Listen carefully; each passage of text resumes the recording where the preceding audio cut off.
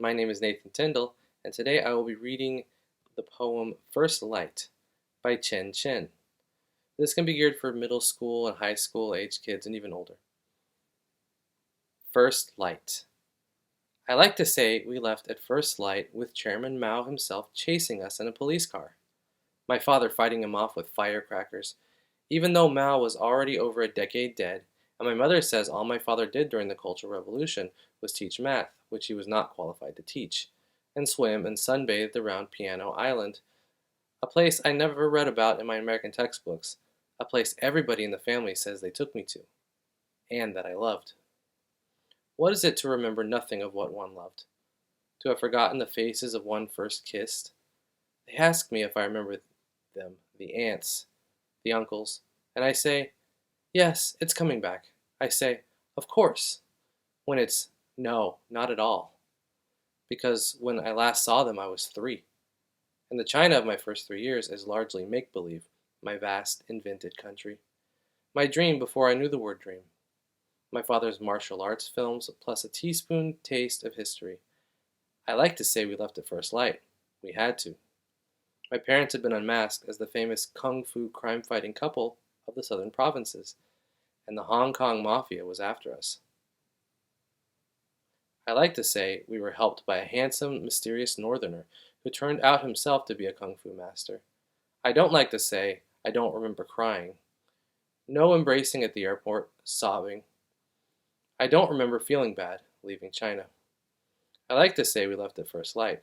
We snuck off on some secret adventure, while others were still sleeping, still blanketed, warm in their memories of us. What do I remember of crying?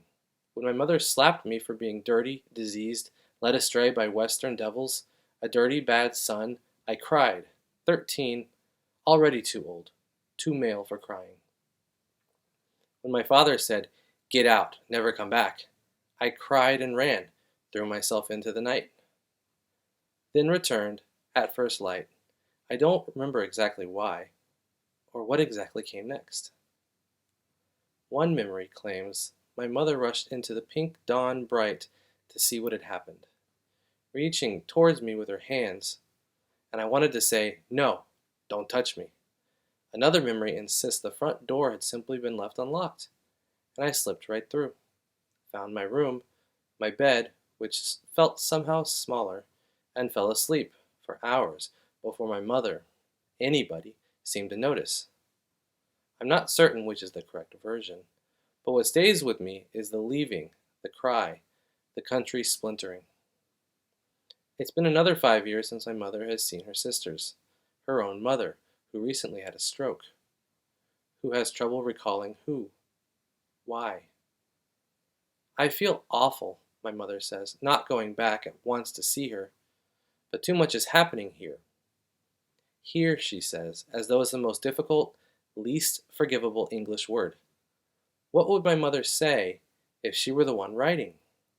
How would her voice sound? Which is really to ask, what is my best guess? My invented, translated Chinese to English to English, mother's voice. She might say we left at first light. We had to. The flight was early, in early spring. Go, my mother urged. What are you doing, waving at me, crying? Get on that plane before it leaves without you. It was spring, and I could smell it, despite the sterile glass and metal of the airport. Scent of my mother's just washed hair, of the just born flowers of fields we passed on the car ride over. How I did not know these flowers were already memory. How I thought I could smell them boarding the plane. The strange tunnel, full of their aroma, their names I once knew. And my mother's long black hair, so impossible now.